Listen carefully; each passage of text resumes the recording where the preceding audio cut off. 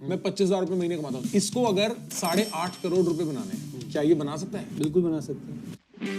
My name is Neeraj Arora. I am a teacher by passion and a chartered accountant by profession. मैं आपको एक sheet दिखाता हूँ। 100 साल तक 1 रुपया डिपॉजिट किया हर महीने, और पता है आपको उसका अमाउंट कितना बनता है?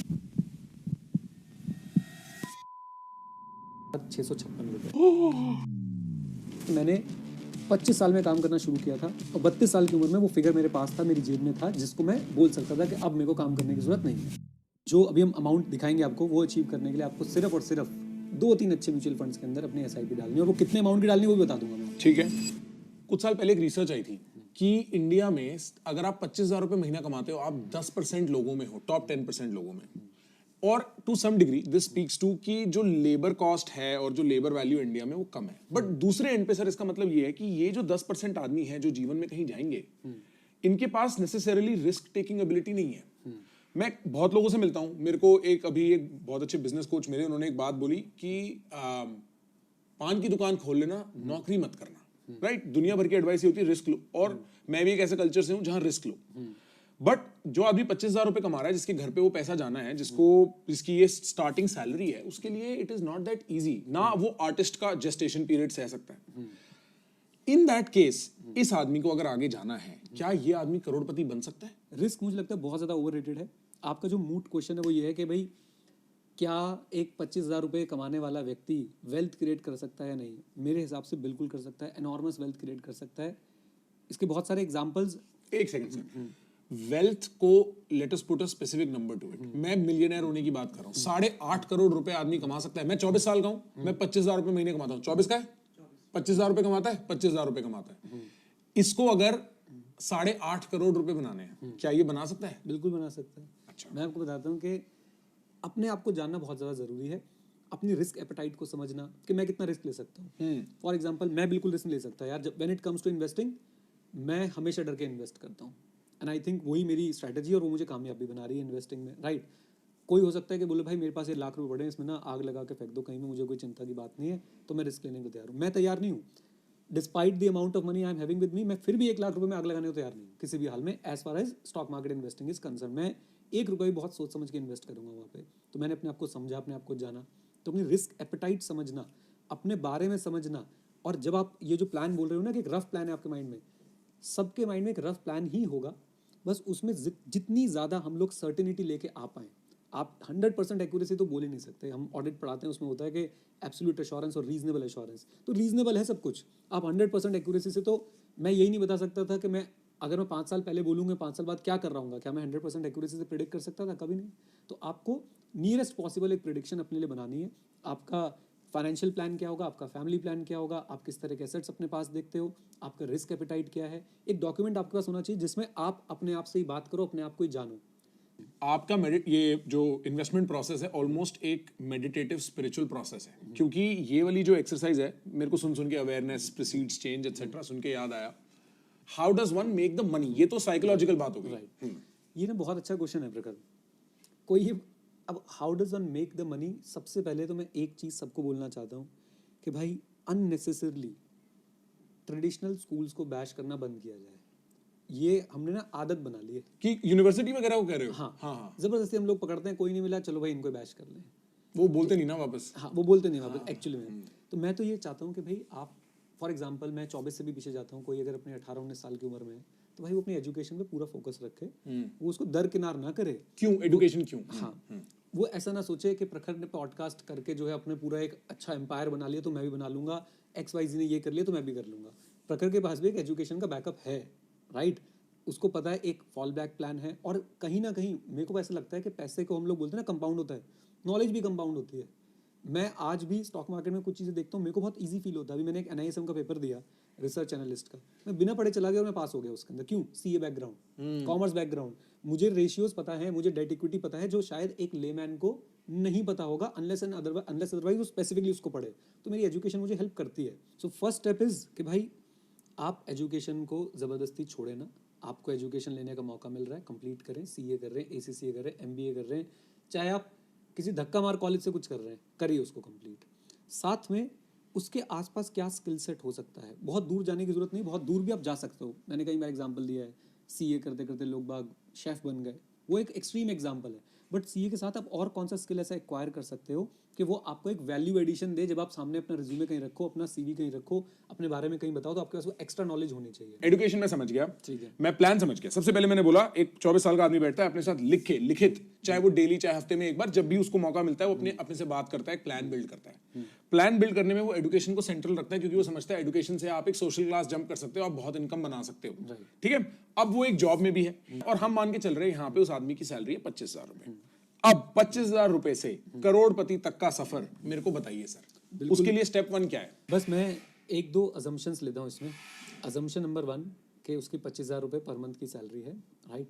अजम्पशन नंबर 2 भी मैं आपसे जानना चाहता हूँ कि आप एनुअल इंक्रीमेंट उसकी इनकम में क्या सोचते हैं? सर 10%, लोअर एंड पे है 10%। 10% पकड़ लिया मैंने। अब अगर एक व्यक्ति अपनी एनुअल इनकम 10% से बढ़ाता रहता है और 25 साल का है और 25,000 रुपए की उसकी सैलरी है, आई एम श्योर कि अगर वो कोई फरीदाबाद की भाषा में बोलूँ तो हवाबाजी ना करे तो वो डेफिनेटली वेल्थ क्रिएट कर सकता है, करोड़ों रुपए क्रिएट कर सकता है। कितने टाइम में? कितने टाइम में वो हम अभी देख लेते हैं। एक एक्सेल शीट में आपको दिखाता हूँ, ठीक है। मैं उसमें आपको दिखाऊंगा कि कैसे जो है वो ये सारी चीजें क्रिएट कर सकता है। ठीक है। आप बोलो तो मैं उसका एक प्लान बनाने की भी कोशिश करता हूँ कि एक 25 साल का व्यक्ति है तो क्या उसकी रिक्वायरमेंट्स हैं। अगर आप बोलो तो नंबर्स भी हम निकाल सकते हैं कि आज उसका क्या खर्चा है, 10 साल बाद 25 साल बाद जब वो रिटायर होना चाहते हो वो क्या खर्चा होगा, सारे फिगर्स में निकाल सकते हैं। तो प्रखर जैसा आपने मुझे बोला था, मैंने एक छोटा सा एक सैंपल बना रखा है अपने पास, मैं आपको दिखाता हूँ। फॉर एग्जाम्पल हमारे पास एक व्यक्ति है जिसकी एज है 25 साल। ठीक है। राइट।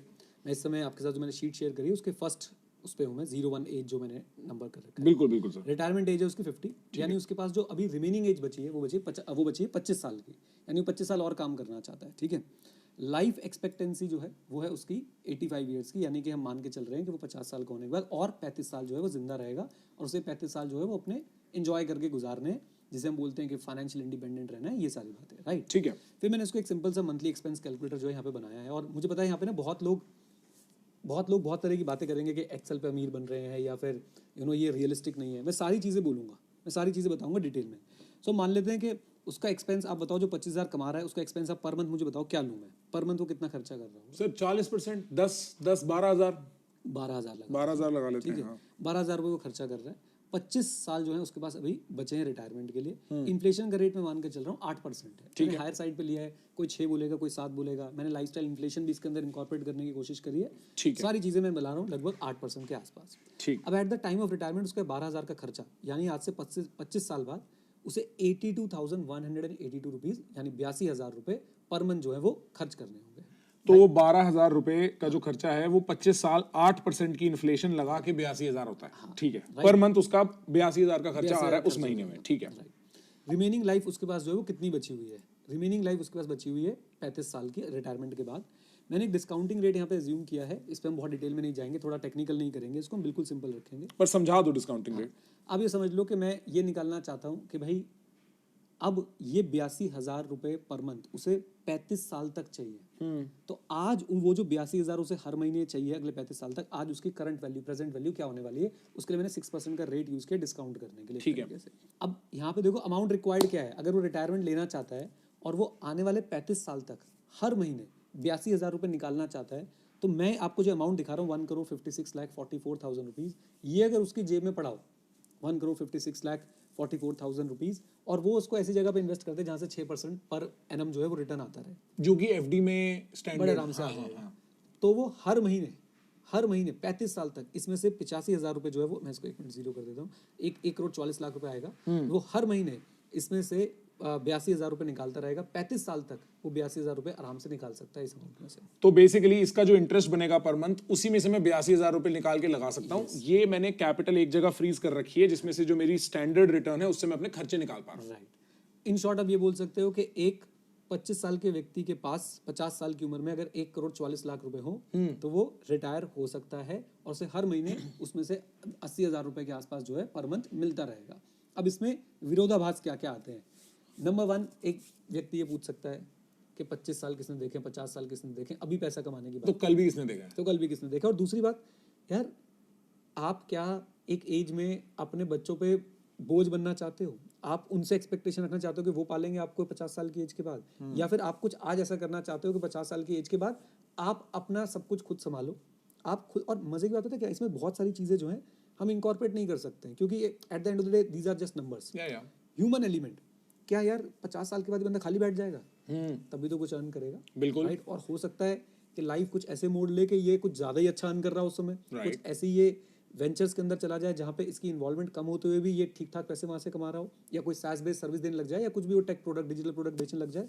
तो वो सब चीज़ें हमने इसमें एज्यूम नहीं करी हैं। अगर वो सब चीज़ें भी एज्यूम कर लें तो ये अलग ही लेवल पे चली जाएगी कैलकुलेशन, और वो बहुत जल्दी से फाइनेंशियल रिटायरमेंट जो है वो अचीव कर सकता है। तो ये जो सम है जो अभी आपने मेरे को 144 का दिखाया सर, इसके ऊपर से एक बार वो हटाना, मैं देख पाऊंगा हाँ, अपना 144,13,046 हाँ, 1,44,13,000। 45 लाख ले लेते हैं। 1,45 लाख रुपए अगर मेरे पास 50 साल की उम्र में सेव्ड अप पड़े हैं, उनको अगर मैं स्टैंडर्ड 6% की एफडी में लगा दूं तो मेरे महीने का खर्चा निकलता रहेगा आराम से। उसके ऊपर जो मैं रिक्रिएशनली एंगेज जो भी इनकम बनाऊंगा वो मेरी मौज की खर्चे हैं, मेरे को उनको बचाना है, उनको रीइन्वेस्ट करना है, जो करूं मैं। अब इसको अगर मैं थोड़ा सा आगे बढ़ा दूं, मैं आपको बोलूं कि आप ना अगर आप रिक्रिएशनली कमा ही रहे हो तो इस 1,40,00,000 को हाथ लगाने की जरूरत ही क्या है?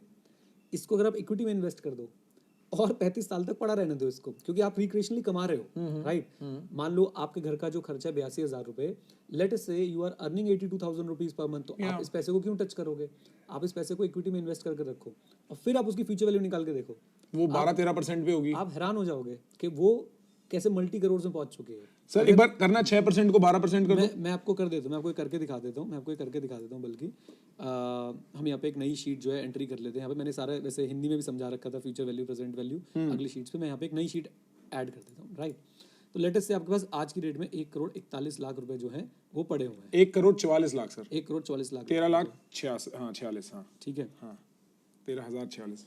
देखो हो गए क्या 1,44,00,000। सर कौन सी शीट नंबर है? ये है शीट नंबर 6 मैंने इंसर्ट करी है, राइट। 1,44,00,000 रुपीस जो है आपके पास अगर पड़े हुए हैं तो आप लोग उसका क्या बना सकते हो। मैं फ्यूचर वैल्यू में जाता हूँ इसके लिए। फ्यूचर वैल्यू का एक सिंपल सा फॉर्मूला होता है, वो मैं लगा रहा हूँ। हाँ कल मैंने करा है अपनी एक्सेल शीट पे भी।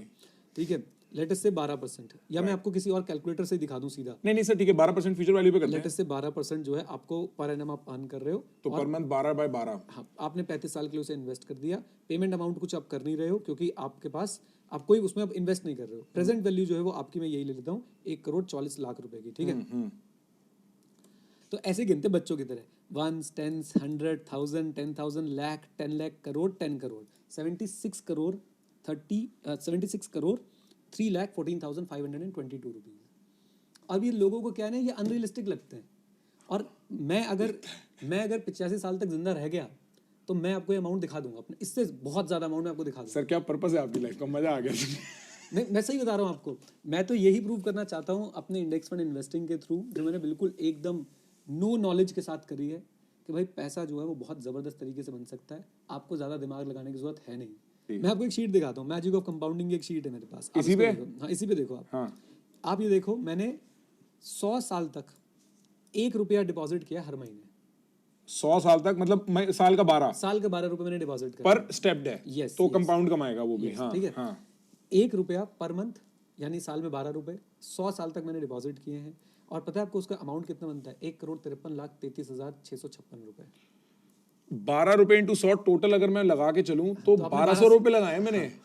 और 1200 रुपए के मैंने 1.5 करोड़ रुपए बनाए हैं। Yes. सर एक बात बताओ, अगर मैं इसी जो टोटल 12 रुपए इसको साल के शुरू में कर दूं तो अमाउंट बढ़ नहीं जाएगा? हम उसमें पढ़े क्यों? हम उन कैलकुलेशन, मतलब कितना बढ़ जाएगा? 10 लाख 15 लाख।